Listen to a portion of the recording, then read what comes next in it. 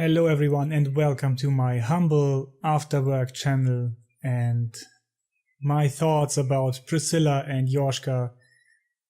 And I think I don't need to tell you that it's going to be heavy spoilers ahead, so if you don't want to get spoiled, obviously turn off the video and come back later once you've played through Dark Souls 3.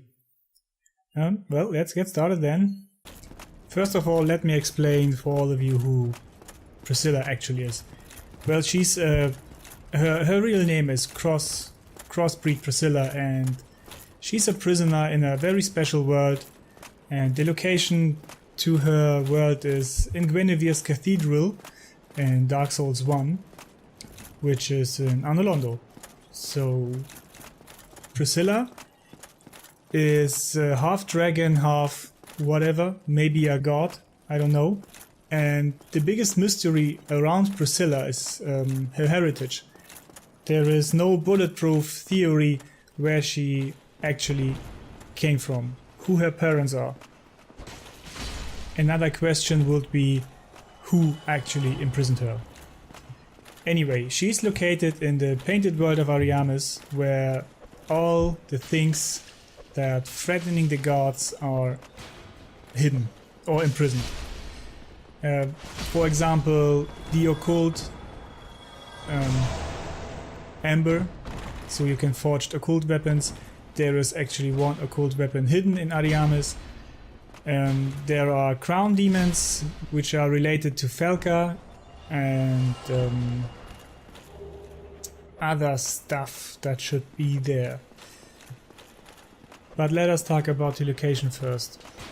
The Painted World is hidden in Gwynevere's cathedral, as I said, and this cathedral is placed in the exact same spot where the prison tower is, or Yorshka church. So it's, geographically speaking, one and the same place. But that's of course is not the only reason why I think that Yorshka is actually Priscilla. There are some other evidence. For example, behind Yorshka you find the set of painted guardians who were present in Dark Souls 1. And the description is talking about heretical thinking, about that it's forbidden to talk about the Painted World of Ariamis. So everyone is a heretic who named this story or whatever it was. And of course, there are the very obvious points, like Yorshka looks a lot like Priscilla. They are both dressed in white. They both have scales around her eyes. They are quite huge. They are female and they have a tail. They have a dragon tail. But naming these things and claiming that they are one and the same would be too easy, wouldn't it? So, let us dig through the dialogues of Priscilla. If you meet her for the first time in your playthrough and talk to her, she's going to ask you a question. May I pose thee a question? This tower, this prison, stands tall and solitary, the contraption bridging its lower reaches long unmoving. So, by what path didst thou here ascend? Art thou a creature of the air? Or other winged thing? And you have a choice to answer basically yes or no. If you answer no, then you get a very simple answer. I'm ashamed to say I don't know much of anything. So why is it that she does not know anything? Is it because she has some kind of amnesia, or because she spent her whole life trapped in a painting, or both? But if you answer yes, she is going to come with that answer. Oh my. I imagined it might be so. Then thou art a dragon? Or perhaps a crow? Well, whatever thou beest, thou'rt wondrous strange, yet strangely familiar, visitor. And this answer contains two very important points. She asks you, then thou art a dragon or perhaps a crow, both creatures existing in the painted world. And another hidden evidence is she saying, wondrous, strange, yet strangely familiar visitor. It's completely possible that Yorshka somehow remember our encounter when she was Priscilla in Dark Souls 1, because we are playing an Unkindled. It's completely possible that we are playing a character from Dark Souls 1. It's really, really easy that our Unkindled was one of the chosen undeads from Dark Souls 1. So that is strange. She recognizes us, but can't pinpoint where from. The next interesting point is she talking about her brother. The Dark Moon Knights were once led by my elder brother, the Dark Sun Gwyndolin. But he was stricken by illness, and leadership of the knights fell to me. Then Sullivan wrongfully proclaimed himself pontiff, and took me prisoner. Oh, where could my dear brother be? If only he were here, I would be most pleased for ye both to meet, as most assuredly would he. By saying the Dark Moon Knights were once led by my elder brother, the Dark Sun Gwyndolin, she opens up quite room for discussion. And let me start with a ring from Dark Souls 1. It's the Dark Moon Seance ring. And this ring reads, this ring is granted to adherents of Gwyndolin, Dark Moon deity and last born of Gwyn, Lord of Sunlight. And let's all assume that item descriptions are canon. So what this ring says is that Gwyndolin was the last born from Gwyn, Lord of Sunlight. Point. There are no other children after Gwyndolin. But Yorshka is claiming that she's the younger sister of Gwyndolin. So who's right and who's wrong? Well, I'm pretty sure that Yorshka has something happened to Priscilla, and Yorshka, the new Priscilla, has amnesia or loss of her memory to a certain degree. Another interesting thing is the Sun Princess ring. It reads, ring associated with Gwynevere, Princess of Sunlight and eldest daughter of Gwyn, the First Lord. This ring specifically talks about Gwynevere being the eldest daughter. And you don't have to point that out if she would be the only daughter. Means that there must be someone else. So up to this point we know that Gwyn has two sons, one elder daughter, and at minimum one younger daughter. And my theory is that this younger daughter is actually Priscilla. That Priscilla is the daughter of Gwyn. So let's assume something happened to Priscilla, and she wakes up and don't remember her name or anything else. Yorshka's chime reads, a sacred chime belonging to Yorshka, her brother, the former knight captain, presented her with this medium together with another gift, her name. So, as I said before, item descriptions are canon for me, and this item explicitly said that her brother, the former knight captain, so it's canon that Yorshka and Gwyndolin are sister and brother. And that Gwyndolin gave her the name Yorshka, because Priscilla obviously don't remember her own name any longer. But wait, there is more. For example, the miracle Life Hunt Scythe. Reading, Miracle of Aldrich, Devourer of Gods, steals HP of foes using an illusionary scythe. Aldrich dreamed as he slowly devoured the god of a dark moon. In his dream, he perceived the form of a young, pale girl in hiding. So, the Life Hunt Scythe it's the same name than the weapon that you can get when you turn Priscilla's soul into a weapon, its Life Hunt scythe, and it possessed the power of Life Hunt. That's what made Priscilla actually so damn dangerous and why she was trapped in the Painted World of Ariamis. We know that from her soul description, soul of Priscilla, the crossbreed trapped inside the Painted World of Ariamis. So she's not there on vacation or hiding or something, she's trapped. And Aldrich dreamed about a pale girl in hiding, which is interesting. Because it doesn't matter how you turn it around, you can name both Priscilla and Yorshka. They are both somehow hiding. Priscilla is kept prisoner in this world, but she's hidden away from others. Yorshka is mostly a prisoner. She's not that hidden, because Pantif Sullivan knows exactly where she is. He's the one who put her into the tower, first of all. But the most important thing is that this miracle came to life because Gwyndolin dreamed about his sister. He knew about Priscilla. That's why he took care of Yorshka. Yorshka has a weapon on her own. It's not her weapon since she's not defending herself when you attack her. But it's called Yorshka's Spear and it drains FP, where the Life Hunt scythe drains life. I think it's important to talk about Priscilla's heritage.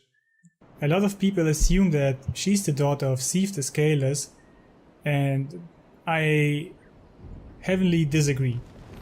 If she would be the daughter of this dragon, she would be a lab rat for him. This dragon has gone mad. He's crazy.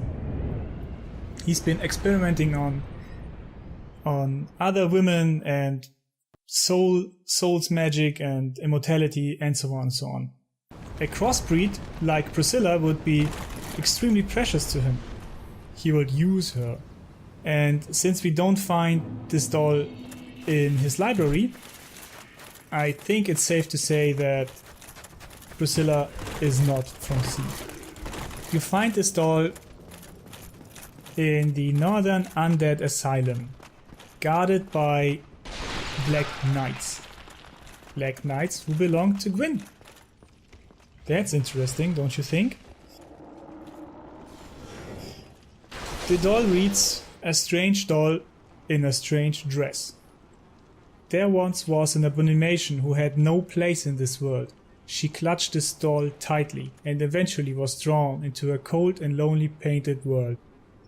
Some undead person died in the asylum. Completely died. Not just hollow, but dead, without getting up. And this person is being guarded. That's very interesting, because, well, who would guard a corpse? Maybe it's a babysitter, or a wet nurse, a priest. I don't know. But there's certainly more to it, especially the place where you find the doll. And one other coincidence is that you need a doll to get into the Boreal Valley,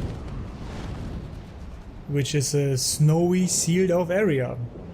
I mean, I'm not going to say that the Boreal Valley is the Painted World of Ariamis. I don't think so.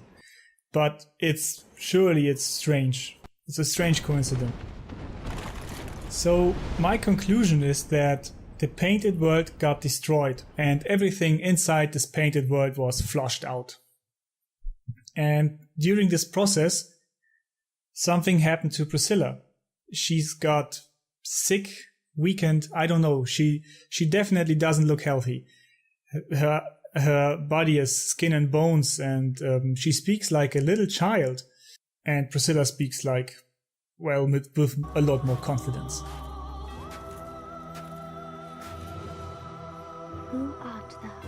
One of us thou art not. If thou hast misstepped into this world, plunge down from the plank and hurry home.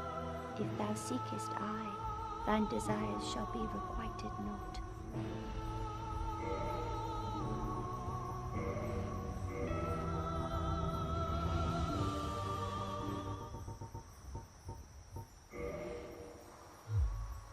Thou must return it whence thou came. This land is peaceful, its inhabitants kind, but thou dost not belong.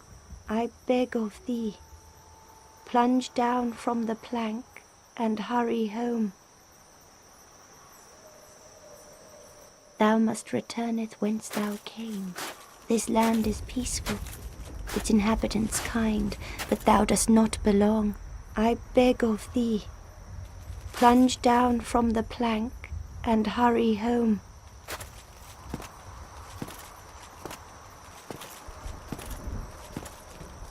Thou must return it whence thou came. This land is peaceful, its inhabitants kind, but thou dost not belong.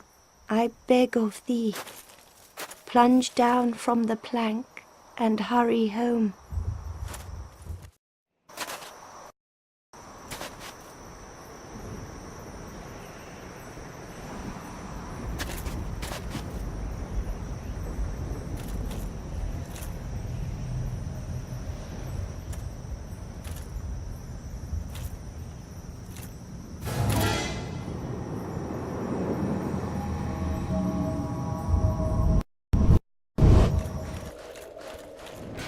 I have only 2 points proving that the Painted World got destroyed.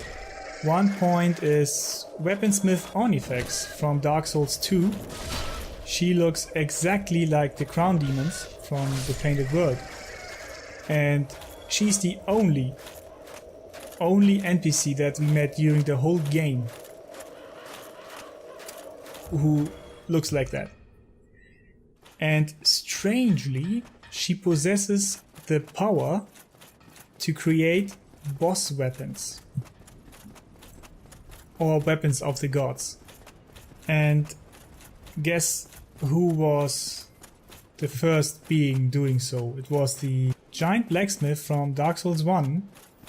And it gets even more interesting if you think about that the location from the Painted World and the location from giant blacksmith are extremely small, like walking 2 minutes. 2 minutes separated. So whatever happened to the giant blacksmith in Dark Souls 2, Onyx possesses the same power. My second and last evidence is Xanthus King Jeremiah. He's a pyromancer who is also trapped in this world, and you can fight him. After defeating him, you get his set, and his set is containing of the Xanthus crown, Xanthus crown. And you get to find that crown in Dark Souls 3. Yellowfinger is using this crown. They look a little different. The crown from Dark Souls 3 looks very worn out. But it's still a crown. It's literally the same name. So that's my point. Something happened to the Painted World. Everything got flushed out. Even Priscilla. Maybe it's because the world is collapsing and moving towards the killing of the first flame. So to wrap up the video, we have evidence from item description that there is another daughter to Gwynevere, that Yorshka is with a very, very high chance Priscilla, due to her dialogues about remembering us, about the life on Scythe.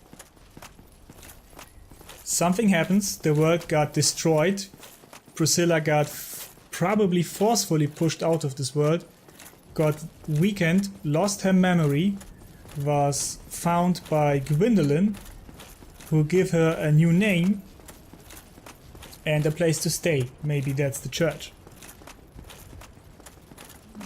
And voila, those are the events that happened before Dark Souls 3. And I'm very curious about your opinion. I would love to hear it. Please join the discussion in the comments if you like. Thank you very much for staying with me and listening to me. I hope you enjoyed it. Please let me know your opinion. Thanks for watching. See you later. Bye.